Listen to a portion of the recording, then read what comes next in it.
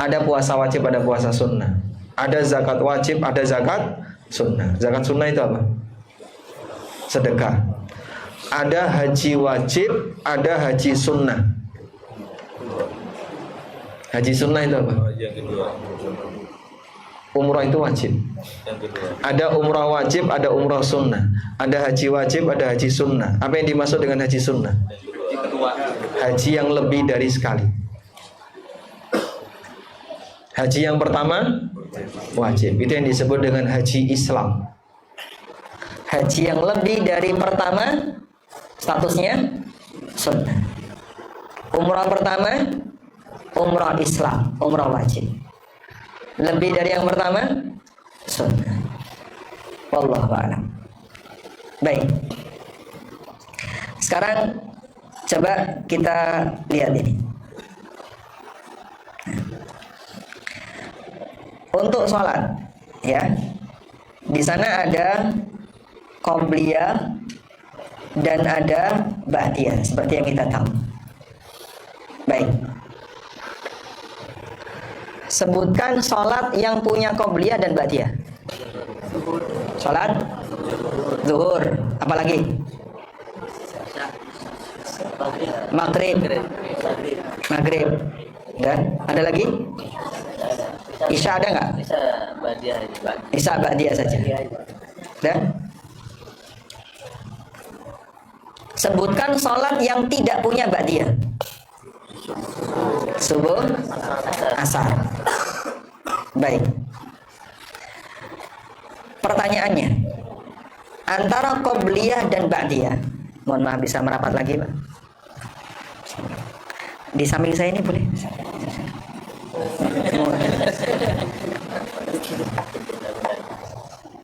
Yang sebelah sini boleh merapat lagi.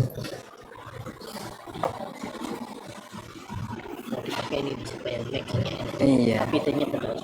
Nah, gini. Gini aja. Nah. Bismillah.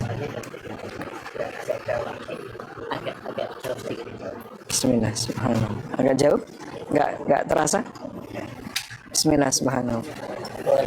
Subhanallah. Enggak ada suara. Bismillah, subhanallah. Cek. Enggak ada, ini mati kayaknya. Baik. Kita lanjut ya.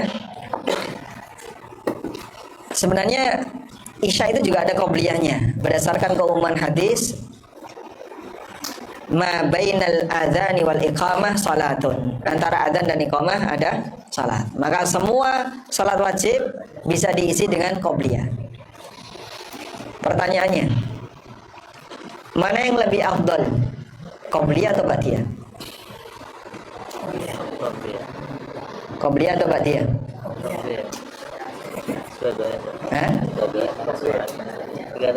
Tergantung apa? Mana yang lebih afdal? Qobliyah atau ba'diyah? Qobliyah. Kenapa qobliyah? Dia ikut dengan imam pada saat takbiratul ihram. Dia ikut dengan imam saat takbiratul ihram. Baik. Kasusnya kayak gini, Pak. Bapak baru tiba, entah dari safar atau dari perjalanan yang tidak sampai safar. Baik.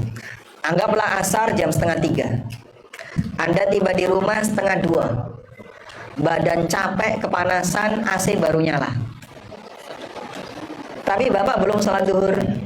Ibu juga belum sholat duhur. Sudah? Anda langsung ke toilet, persiapan untuk sholat.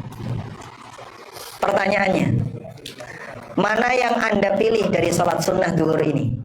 Qobliyah duhur atau ba'diyah duhur? Sholat duhur wajib. Anda pilih ba'diyahnya atau qobliyahnya? Ba'diyah. Misalnya Bapak, wah saya kalau sholat sunnah semuanya kecapean, pengennya cuma sholat saja plus salah satu sunnahnya, entah qobliyahnya atau ba'diyah. Anda pilih mana? Qobliyahnya atau ba'diyahnya? Ba'diyah. Kenapa ba'diyah? Kerjakan yang wajib dulu. Dan waktu habis. Waktunya masih panjang. Tadi 1:30 Anda sudah tiba. Asar 2:30. Masih ada 1 jam. Anda pilih qobliyah atau ba'diyah? Ba'diyah. Kalau jawabannya ba'diyah berarti lebih afdal ba'diyah. Katanya tadi ba'dalnya lebih afdal qobliyah. Kalau cuma Hah? Lebih afdal mana, qobliyah atau ba'diyah? Nah, kasusnya kayak gini. Bapak berhadapan dengan sholat, punya qobliyah dan ba'diyah. Cuman Anda tidak mau sholat semuanya, kecapean. Pengennya sholat wajib saja dan salah satu qobliyah, ada salah satu sunnah. Maka Anda pilih qobliyah atau ba'diyah? ikhtilaf. Ikhtilaf. Kalau sampai Ramadan balik qobliyah. Hah? Kalau sampai Ramadan qobliyah. Ini masih cepat. masih panjang waktunya, ada 1 jam. Cuman pertimbangan kelelahan. Anda pilih qobliyah atau ba'diyah? Lebih fokus. Nah. Kalau mau lebih serius, yang lebih belia. Pemanasan. Jadi qobliyah ini seperti pemanasan. Yang tadi disebutkan oleh Al-Hafidz Ibnu Rajab atau oleh Asy-Syatibi, tizkarun lahu. Jadi dia mengingatkan yang wajib. Maka kasih muqaddimah dulu dengan amal sunnah sebelum yang wajib. Makanya hampir semua kegiatan ibadah itu lebih panjang waktunya daripada pasca. Sebelum itu lebih panjang waktunya daripada setelah. Begitu ibadah utama sudah selesai, setelahnya sudah. Begitu? Sehingga dalam posisi ini, kalau kita mau ibadah yang lebih tepat, Anda kerjakan qobliyah, baru setelah itu amal wajibnya. Bisa dipahami? Cuman kan kadang malas duluan, sehingga pengennya yang wajib dulu, terus sudah ngantuk tidur. Padahal untuk melawan kantuk itu salah satunya adalah Anda kerjakan apa?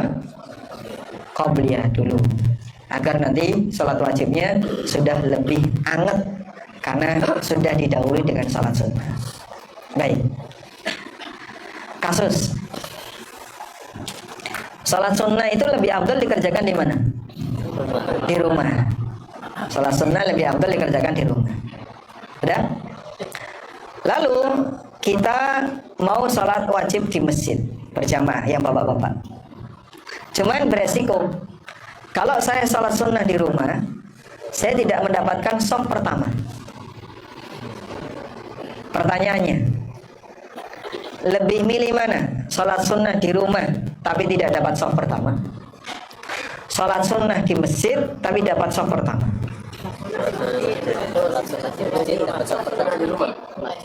Di rumah atau di masjid? Di rumah. Di masjid. Terjadi ikhtilaf ya. Kenapa terjadi di masjid? Salat di sunat. Dapat keutamaan shaf, tapi tidak dapat keutamaan salat sunat di rumah. Iya. Lebih utama shaf pertama. Dengan pertimbangan apa shaf pertama lebih utama? Anda pernah dengar riwayat sahabat seandainya bisa berperang untuk mendapatkan shaf pertama itu, mereka akan berperang. Ya, yaitu keutamaan tentang shaf pertama. Nah, sholat di rumah juga punya keutamaan. Karena sholat di rumah itu sebagai nur, sebagai cahaya bagi rumah kita. Dan Nabi SAW mengatakan, afdhalus sholatil mar'i fi baitihi ilal maktubah. Sholat seseorang yang paling afdal adalah di rumahnya, kecuali yang wajib. Nah, masing-masing punya keutamaan. Cuman di sini mengambil keutamaan pertama, kehilangan keutamaan kedua. Mengambil keutamaan kedua, kehilangan keutamaan pertama. Anda pilih yang mana? Gantian. Hah? Takbiratul, sama-sama dapat takbiratul ihram. Semestinya yang kedua itu kita tak dapat. Tidak, semestinya yang kedua. Kedua saya mana tahu jemaah kurang. Mana tahu jamaah kurang. Ini kasusnya selalu nggak dapat. Misalnya. Dan pertemuannya dekat Terlambat. Hah? doa malaikat. Gimana Pak? Juga dapat pertemuan Doa malaikat. Keutamaan doa malaikat. Karena menunggu sholat setelah sholat sunnah. Baik. Pilihan yang paling tepat adalah Anda jadi imam. Insya Allah nggak bakalan ditinggal. Itu di depan shop pertama, Pak. Baik. Nah, sekarang kalau pertimbangan yang lebih afdal yang mana? Nah, sisi ilmiahnya kayak gini. Ada satu kaidah, kaidahnya mengatakan inatatul furu' bi asliha. Cabang itu diikutkan dengan asalnya. Cabang itu diikutkan dengan asalnya. Jadi kaidahnya adalah cabang diikutkan dengan apa? Dengan asalnya. Baik, coba lihat ini ya. Di sini ada dua keutamaan. Keutamaan satu, sholat sunnah di rumah. Ada? Keutamaan yang kedua, dapat shaf pertama. Baik. Untuk keutamaan yang pertama, sholat sunnah di rumah, ini kaitannya dengan kelebihan untuk kegiatan apa? Sunnah. Nah, ini adalah kesempurnaan, boleh saya tulis, kesempurnaan yang berlaku untuk amal sunnah. Jadi amal sunnah Bapak pahalanya lebih gede kalau dikerjakan di rumah. Dan sedangkan dapat shaf yang pertama, ini kaitannya dengan kesempurnaan untuk amal wajib. Nah, dari sinilah kelihatan mana yang lebih diutamakan. Amal wajib lebih afdal daripada amal sunnah. Maka kesempurnaan amal wajib diutamakan daripada kesempurnaan amal sunnah. Cukup jelas insyaallah? Alhamdulillah. Nah, Qobliyah boleh dikodok. qobliyah dikodok boleh. Tidak hanya sholat subuh saja, qobliyah untuk sholat yang lain juga bisa dikodok. Baik. Alhamdulillah. Jadi setelah kita paham seperti ini, maka kita bisa mengenali prioritas dalam pelaksanaan kegiatan amal sunnah. Selanjutnya, ini berkaitan dengan puasa ya. Berkaitan dengan puasa. Puasa 6 hari Syawal. Puasa 6 hari bulan Syawal. Dengan qadha.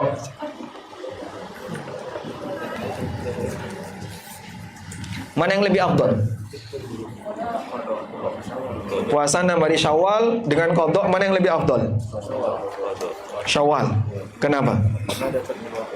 Karena waktunya terbatas. Kalau qadha, nah. Jadi di sini ada dua pertimbangan. Puasa 6 hari di bulan Syawal ini disebut dengan sunnah mudhayyaqah. Amal sunnah dengan termin waktu terbatas. Waktu terbatas. Hanya selama bulan Syawal. Qadha ini fardun muwassa', kewajiban yang longgar. Kewajiban yang longgar. Nah, Anda pilih mana?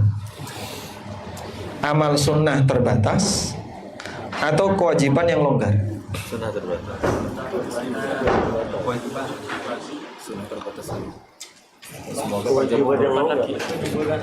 Diskusi kelompok ya. Kelompok 1, kelompok 2, kelompok 3. Amal sunnah terbatas atau kewajiban yang longgar? Amal sunnah terbatas. Kewajiban yang longgar. Karena mendekati kepada kewajiban kan itu kan Umur nggak tahu Ustaz, umurnya nggak tahu. Iya, semua nggak tahu umur. Kalau bicara umur semua nggak tahu umur. Yang wajib dulu aja. Hah? Yang wajib dulu. Kerjakan yang wajib dulu. Karena umur kita nggak tahu. Aisyah radhiyallahu anha itu mengqadha puasa Ramadan bulan apa? Sya'ban. Berapa bulan beliau menunda? 11 bulan. Saya pernah ngasih keterangan tentang ini, bahwa Umar bin Khattab radhiyallahu anhu itu menyarankan agar qadha Ramadan dilakukan di awal Dzulhijjah. Tanggal 1 sampai tanggal 9. Itu Umar menyarankan waktu yang paling tepat qadha Ramadan tanggal 1 sampai 9 Dzulhijjah. Nah, dikomentari sama orang di YouTube. saya lebih senang sama Ustadz Fulan karena kita kan nggak tahu umur. Ini kan nggak berimbang diskusinya. Perkataan Umar pakai komentar Ustadz. Lah kalau bicara umur nggak tahu, Aisyah radhiyallahu anha menunda 11 bulan. Apa Aisyah nggak paham kalau umur itu? Kita nggak tahu. Jadi kalau bicara umur nggak tahu, itu di luar tanggung jawab manusia. Kalau orangnya mati sebelum tertunaikan qadanya, bayar fidyah. Dia tidak dituntut gara-gara menunda qada. Baik. Jadi kira-kira mana yang lebih didahulukan dalam hal ini? Nah, kalau kita ingin mendapatkan keutamaan puasa 6 hari bulan Syawal, apa keutamaannya? Puasa selama setahun. Maka harus selesai dulu Ramadannya. Karena kalimat hadisnya, man shoma Ramadana tsumma atba'ahu sittan min Syawal.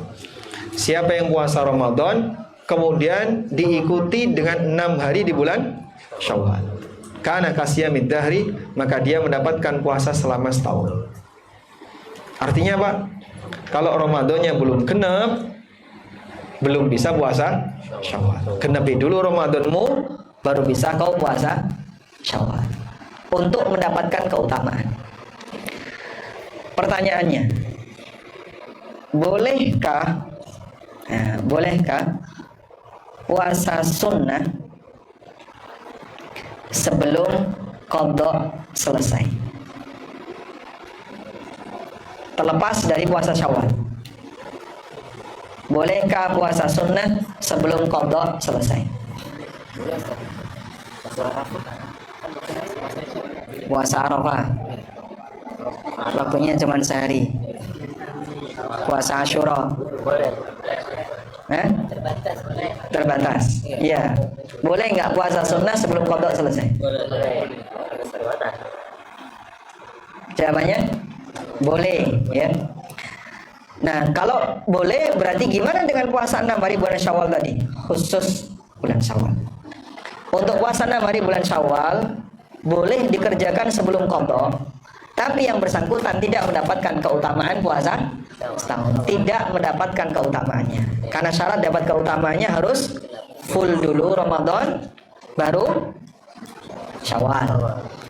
Tapi kalau sebatas mau mengamalkan amalan sunnah di bulan Syawal, silakan. Apa dalilnya? Ya tadi peristiwa Aisyah radhiyallahu anha, beliau menunda qada itu sampai 11 bulan.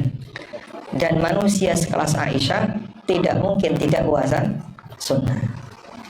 Manusia sekelas Aisyah radhiyallahu anha tidak mungkin tidak puasa sunnah. Aisyah pasti puasa sunnah. Hanya saja beliau radhiyallahu anha menunda puasa wajibnya. Loh, kenapa kok beliau menunda yang wajib lalu mengerjakan yang sunnah dulu? Alasannya apa, Pak? Aisyah menunda yang wajib. Nah, apa alasannya? Ada yang lebih prioritas daripada sebatas mengqadha. Apa itu? Lima kanati Rasulillahi sallallahu alaihi wasallam. Karena siaga melayani Nabi sallallahu alaihi wasallam. Siaga melayani Nabi itu sampai beliau nggak berani puasa wajib. Sebab puasa wajib tidak boleh dibatalkan. Aisyah khawatir kalau beliau sedang qadha Ramadan, tiba-tiba Nabi SAW datang mau menunaikan hajat, tertahan karena istrinya puasa, dan puasa wajib tidak boleh dibatalkan, ya. Makanya misalnya ibu-ibu ya sedang qadha Ramadan, undangan makan-makan, ya. Pilihannya apa ya? Batalkan puasa qadha atau tidak datang undangan? Datang tapi makan. Tidak datang undangan karena bayar, ya. Take away. Maka yang terbaik adalah silakan Anda datang, menghormati yang undang, tapi tidak makan. Sampaikan terus terang, oh nggak makan, ya mohon maaf saya sedang qadha. Dan orang qadha sah-sah saja dia sampaikan terus terang agar tidak menyakiti hati yang undang. Walhamdulillah. Baik. Syaisnan ila isa. Komentar. Kesempatan bagi Bapak Ibu, barangkali ada yang mau disampaikan. Wa sallallahu ala nabiyyina Muhammadin wa ala alihi wa sahbihi wasallam. Ya. Ini satu dalam keluarga. Bapak saya itu sudah berdua ya, berdua dia kena stroke hampir 22 tahun hari ini. Dia sampai pikun hari ini. Assalamualaikum warahmatullahi wabarakatuh. Waalaikumsalam warahmatullahi wabarakatuh. Ustaz, ini ada kasus dalam keluarga di mana mertua saya kena stroke sampai saat ini sudah 22 tahun dan sekarang sudah masa pikun. Tapi pikunnya itu dia selalu mengerjakan sholat. Pikun tapi tetap sholat. Iya. Diingatkan sudah, tapi tetapnya dia sholat terus. Apakah perlu dicegah atau dibiarkan saja dia terus mengerjakan sholat? Tidak boleh dari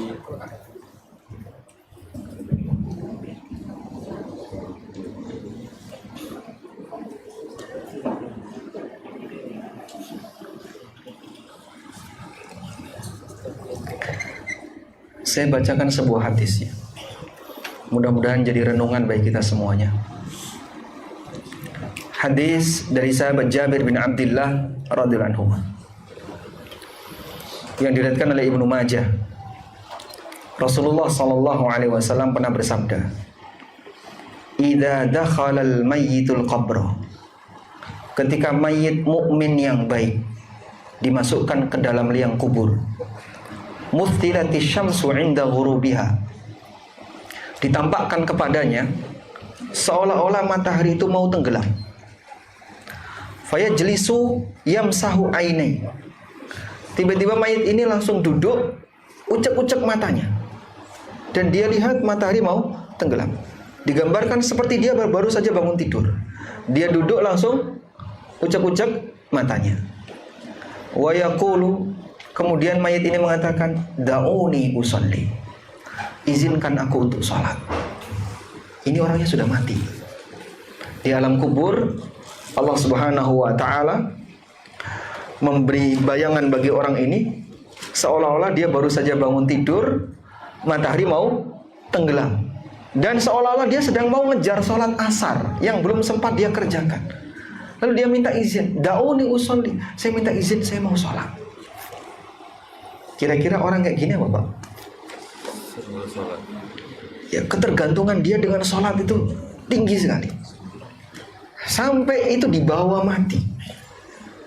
Bayangin kalau orang seperti ini keadaannya, mungkin gak dia disiksa di alam kubur? Pada posisi ketika dia sampai minta izin, "Aku ingin sholat."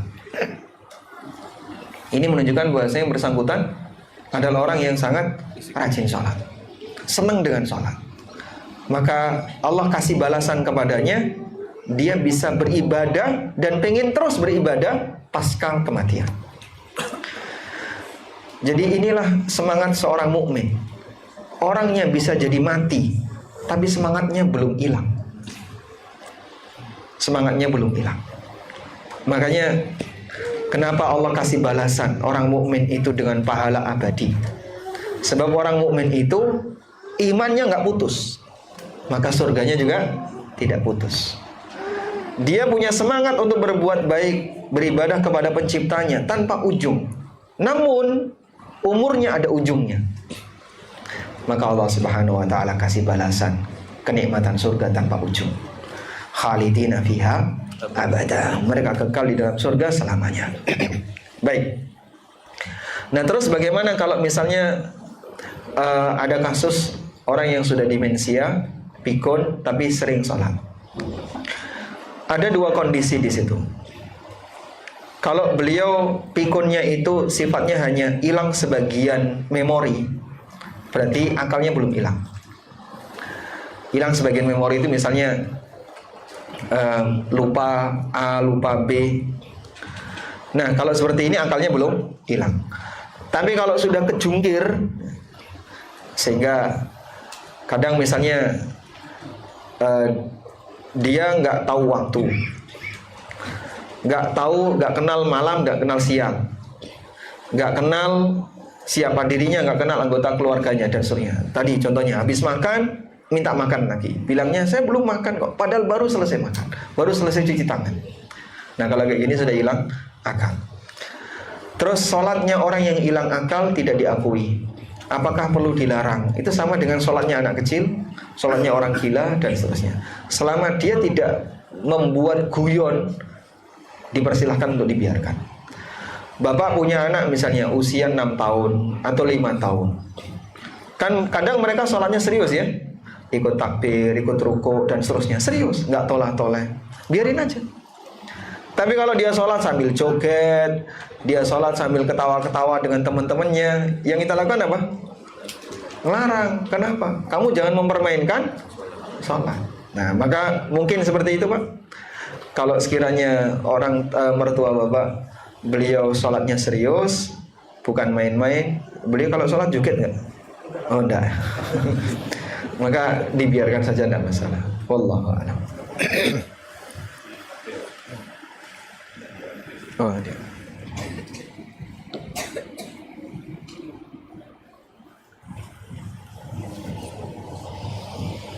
Ini pertanyaan tadi malam masih banyak ya. Tapi yang relate untuk tema ini mungkin yang terbaru. Jika ada rutinitas undangan sarapan di kantor setiap Kamis, apakah lebih utama puasa sunnah atau memenuhi undangan sarapan tersebut? Karena rutin. Wallahu a'lam. Jadi orang yang dia mendatangi undangan, dia tidak harus makan. Kalau dia sebatas datang dalam posisi puasa, ya sampaikan saya sedang puasa, karena Nabi SAW menyarankan jika ada orang yang diundang untuk makan dan dia dalam kondisi puasa, falyusalli alaihi, maka hendaknya dia doakan sehingga dia tetap datang tapi mendoakan. Makna falyusalli alaihi itu ada dua. Mana yang pertama adalah sholat di tempat undangan, sehingga begitu sampai di situ dia minta izin, di mana saya boleh sholat. Oh berarti dia puasa, makanya dia datang hanya untuk sholat. Mana yang kedua adalah dia datang mendoakan, kemudian dia mohon kepada Allah semoga acara ini barokah, semoga undangan di sini diberkahi oleh Allah. Dan dua makna ini yang lebih kuat adalah makna yang kedua. Wallahu a'lam. Sehingga Anda silahkan tetap puasa sunnah, tetap puasa sunnah jika itu rutin, tetap puasa sunnah. Namun nanti ketika Anda diundang makan, Anda boleh apa? Minta izin. Pertanyaan berikutnya. Assalamualaikum warahmatullahi wabarakatuh. Waalaikumsalam warahmatullahi wabarakatuh. Jika bangun menjelang subuh tapi mepet ke sholat subuh, jadi langsung pergi ke masjid supaya bisa ikut sholat jamaah di masjid, lalu apakah sholat qobliyah subuhnya bisa dilakukan setelah melakukan sholat wajib di masjid? Kalau kondisinya seperti ini, mungkin kalau di Qatar masih cukup longgar ya. Kalau di Indonesia habis adzan cukup sholat 2 rakaat qomat. Itu banyak sekali masjid yang seperti itu. Di Jogja alhamdulillah lebih terkondisi. Di Lamongan, tempat kelahiran saya, waktu adzan dan iqamah subuh itu paling pendek. Yang paling panjang duhur. Jadi begitu adzan subuh langsung sholat qobliyah, langsung qomat. Pendek sekali. Gak cukup untuk berjalan dari rumah ke masjid. Makanya rata-rata mereka sudah siaga di masjid sebelum adzan. Nah, solusi yang pertama yang bisa Anda lakukan adalah Anda siaga di masjid sebelum adzan. Solusi yang kedua, kalau memang Anda tidak bisa mendapatkan qobliyah subuh, ya tidak ada lagi selain diqadha setelah sholat subuh. Wallahu a'lam. Bagaimana dengan larangan tidak boleh, tidak ada sholat? Tidak ada sholat setelah subuh. Bagaimana dengan larangan itu? Tidak ada sholat setelah subuh itu berlaku untuk sholat sunnah mutlak. Tapi kalau qobliyah subuh hukumnya boleh. Cara mengqadha qobliyah subuh ada dua. Satu, diqadha di waktu duha. Yang kedua, diqadha tepat setelah sholat subuh. Dan dua-duanya ada riwayatnya. Diqadha di waktu duha ada riwayatnya. Dikodok tepat setelah subuh. Nabi SAW pernah melihat sahabat melakukan itu dan dibiarkan. Wallahu a'lam.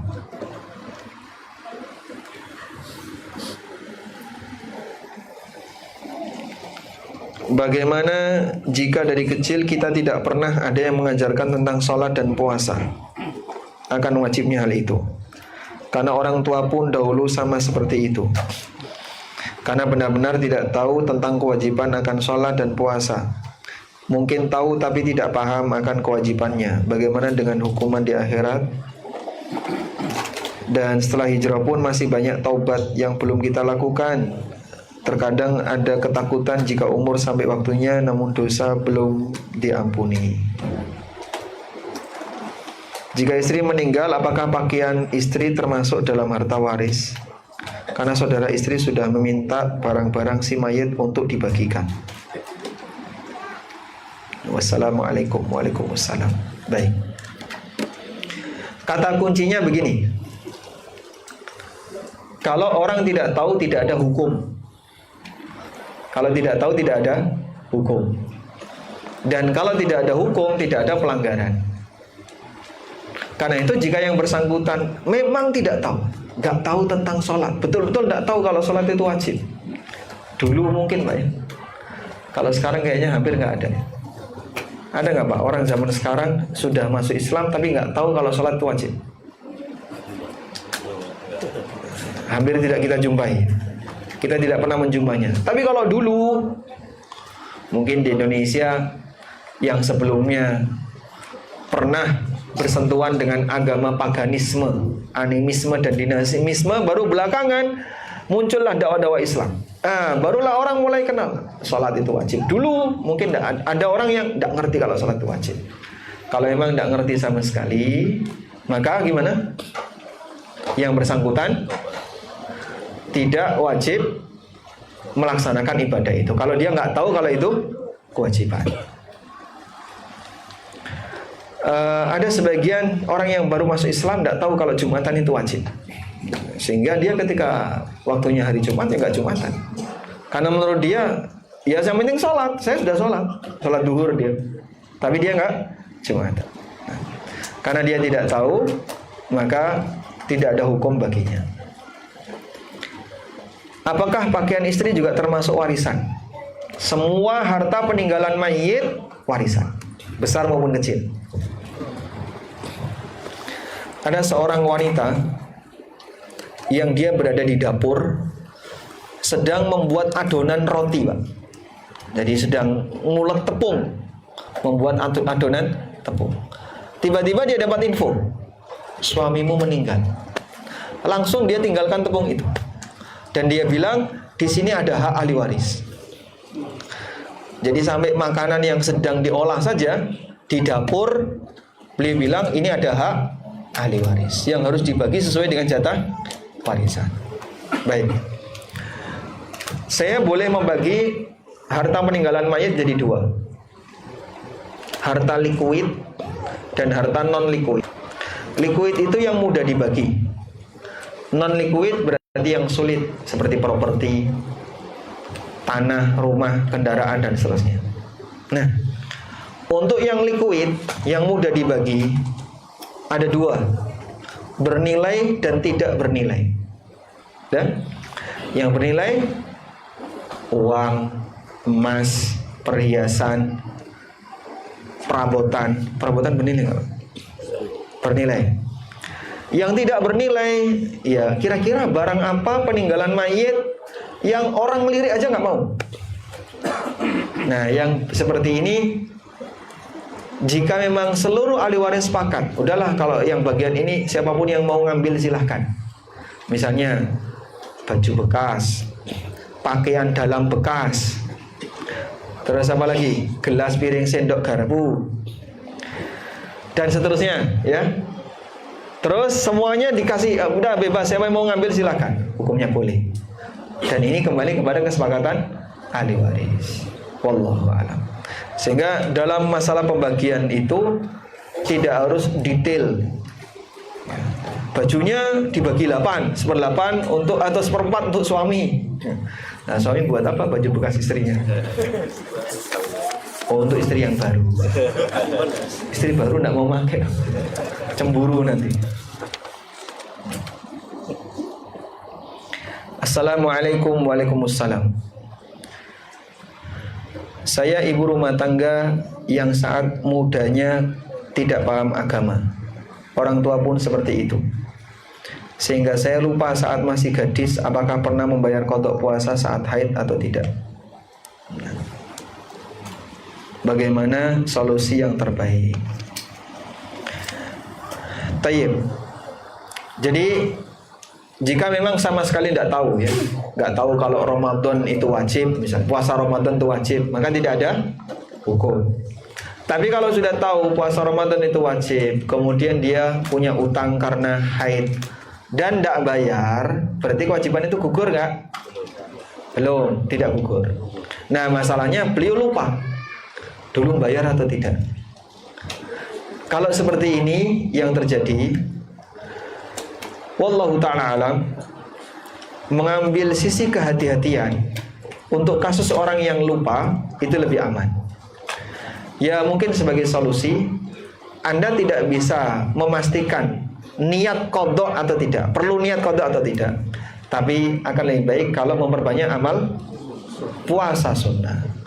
Mudah-mudahan dari sekian amal qada yang belum tertunaikan bisa digantikan dengan puasa sunnah. Wallahu a'lam.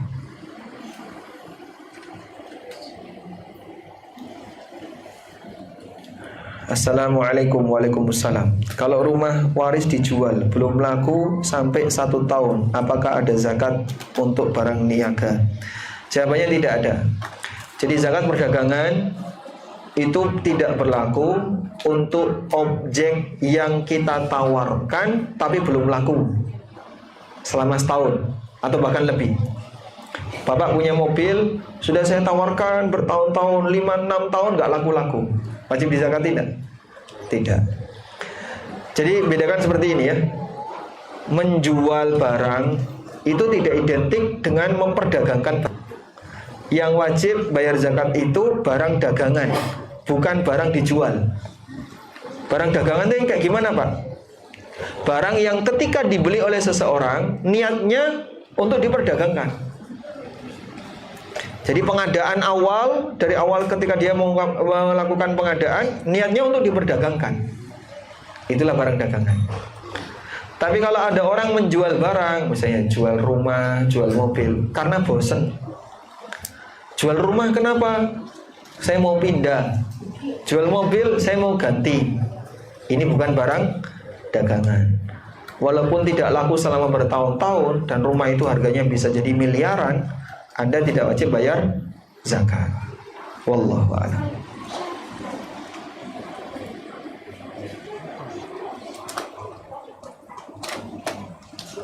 Assalamualaikum. Waalaikumsalam. Jika dia melakukan kemunafikan i'tiqadi, keluar dari Islam, kalau dia menyampaikan salam, apakah kita jawab? Ya. Sama hukumnya sebagaimana orang non-muslim pada umumnya. Kita tidak memberikan jawaban salam untuknya. Cuman dari mana kita tahu kalau dia munafik i'tiqadi? Bahkan orang munafik di zaman Nabi SAW disikapi oleh Nabi SAW sebagaimana layaknya muslim. Mereka ikut sholat jamaah di Masjid Nabawi, disikapi sebagai muslim. Sehingga beliau tidak kemudian minta mereka yang munafik angkat tangan, mutus soft saja dia, mutus soft. Kan sholatnya orang munafik nggak diakui. Tapi orang munafik itu ada di soft para sahabat, nggak disuruh pergi oleh Nabi SAW. Maka mereka boleh disikapi muslim.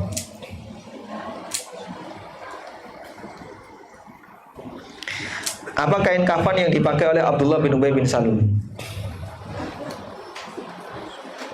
Jubahnya Rasulullah sallallahu alaihi wasallam. Kain kafannya Abdullah bin Ubay bin Salul, pemimpin munafik tertinggi, itu jubah Nabi sallallahu alaihi wasallam atas permintaan anaknya dan dikasihkan oleh Rasulullah SAW. Sehingga orang munafik kafannya jubah Rasulullah SAW. Kira-kira diselamatkan nggak dari azab neraka? Hah? Gimana? Gak ngefek sama sekali. Gak ngefek sama sekali. Itu kalau orang zaman sekarang, Masya Allah, saya dikasih sepotong kain yang pernah dikasih oleh Rasulullah SAW, yang pernah dipakai Nabi SAW. Kira-kira gimana? Taruh di kepalamu, biar nanti malaikat mungkar nakir tidak bertanya kepadamu. Jangankan kain, kadang tulisan saja diyakini seperti itu. Jangan dulu dimakamin. Kasih wasiat tulisan. Taruh tulisan ini di kepalanya saat dikafani. Subhanallah. Ini orang terlalu sembrono, ya.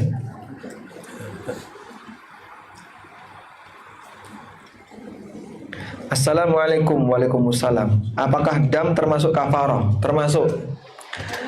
Kafarah artinya penebus. Dan tebusan dalam syariat ini beragam.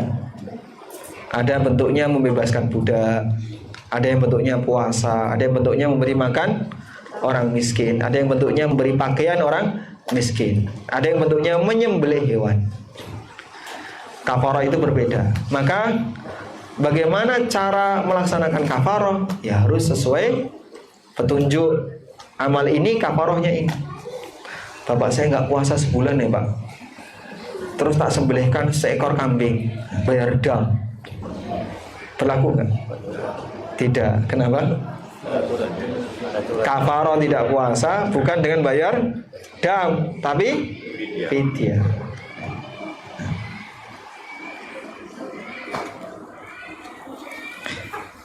Pada kasus sengaja menunda sholat, kemudian datang haid sehingga tidak bisa sholat, atau menunda sholat karena ada urusan yang tidak bisa ditinggalkan hingga waktu sholat habis, apakah termasuk meninggalkan sholat dengan sengaja? Yang pertama, ibu-ibu datang waktu duhur tapi capek, terus dia berpikir saya tak tidur dulu 1 jam. Dan tidurlah dia tanpa pengaman. Begitu bangun jam 2 haid, berarti dia belum sholat zuhur, tapi ketika bangun haid. Sudah. Pertanyaannya, dosa atau tidak?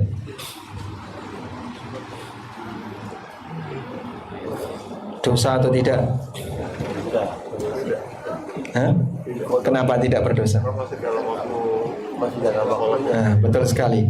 Dia menunda di waktu yang diizinkan. Baik. Pertanyaan yang kedua, wajib qadha atau tidak? Wajib. Ada 2 pendapat.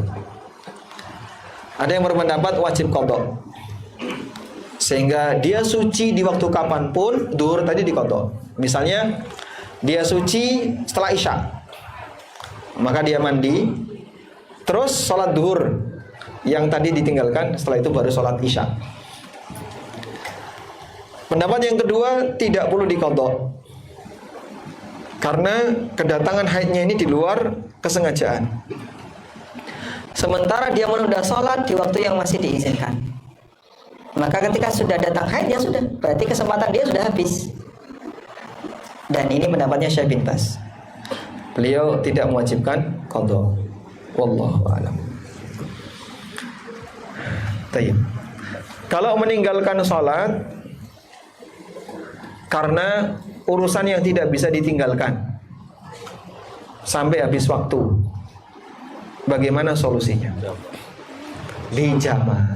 Nah, kalau yang seperti ini dijama'. Kecuali jika sholatnya tidak bisa dijama'.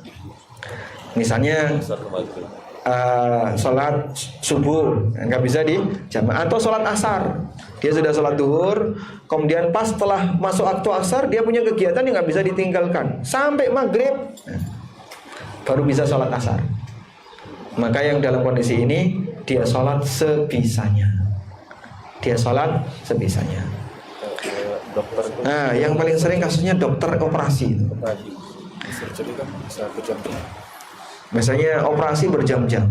Maka kalau kayak gini, jika memang itu terencana, berarti dia atur waktu sholatnya. Operasinya jam berapa Pak? Jam 4 sore.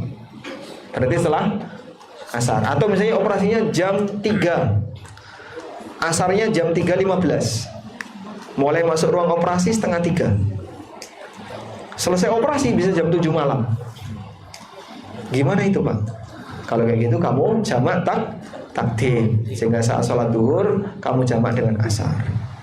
Kalau di antaranya misalnya kan in case emergency dia waktu duha sampai nanti maghrib baru dia bisa selesai. Case emergency dari duha sampai maghrib. Iya. Dan tidak bisa sholat sama sekali. Iya. Kalau emang emergency sama sekali nggak bisa sholat, bahkan di ruang operasi pun nggak bisa sholat. Bisa sholat di ruang operasi kan? Saya tahu saya udah dokter. Ustaz. Oh, bukan dokter. Iya. Misalnya tim kan ya? Iya. Tim, terus gantian. Bisa.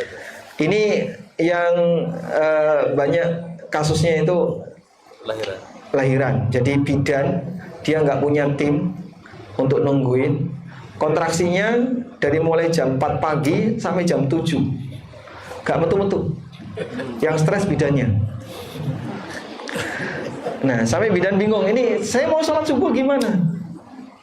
Ya harus disempatkan. Harus disempatkan. Nah, gimana kalau misalnya di tengah dia sholat subuh lahir? Ya wallahu a'lam.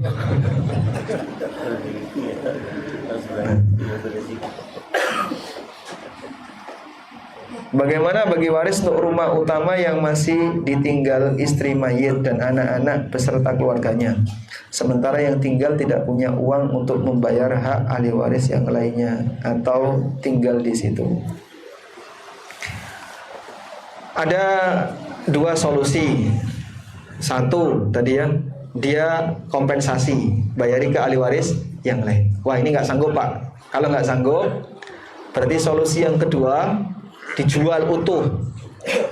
Itu juga nggak sanggup mereka Pak, karena mereka tidak ingin rumah itu jatuh ke tangan orang lain. Baik, solusi yang ketiga, dia tinggal di situ sewa. Jadi di situ ada istri mayit, ada anak misalnya ya. Hak mereka berapa? Istri 1/8, anak anggaplah misalnya dapat 1/4. Nah, berarti sisanya sewa. Berapa biaya sewanya? 10 juta. Baik, dipotong 1/8, potong 1/4, sisanya dibayarkan ke saudara yang lain yang memilikinya. Nek tego ya. Kalau tega, masa ibunya tinggal di situ disuruh sewa. Wallahu a'lam. Cukup Bang?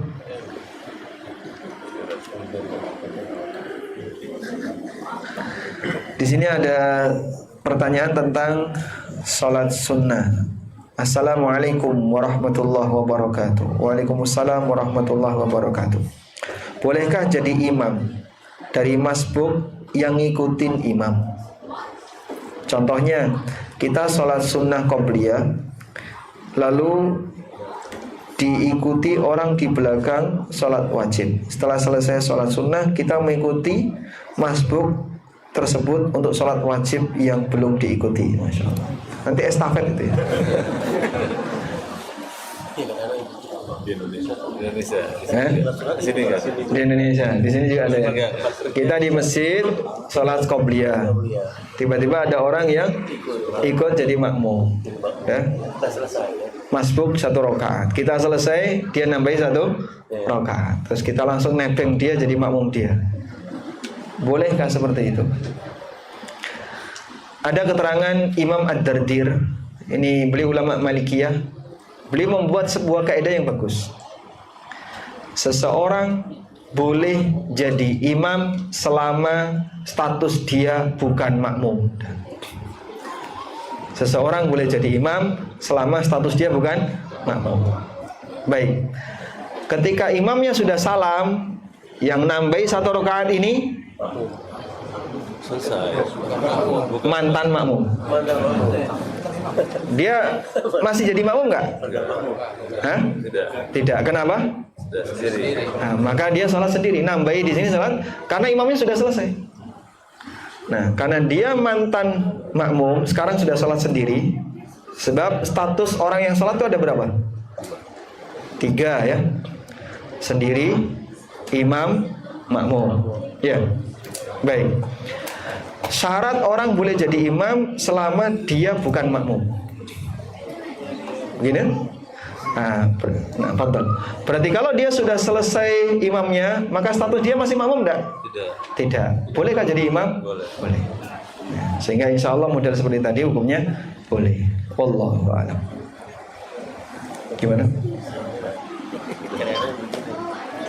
Oke, Ustaz. Naktabi bihadza. Baik, demikian yang bisa kita sampaikan. Semoga apa yang kita bahas ini menjadi kajian yang bermanfaat. Wassallallahu ala nabiyyina Muhammadin wa ala alihi wa sahbihi wa sallam wa akhiru da'wana alhamdulillahi rabbil alamin. Wassalamualaikum warahmatullahi wabarakatuh.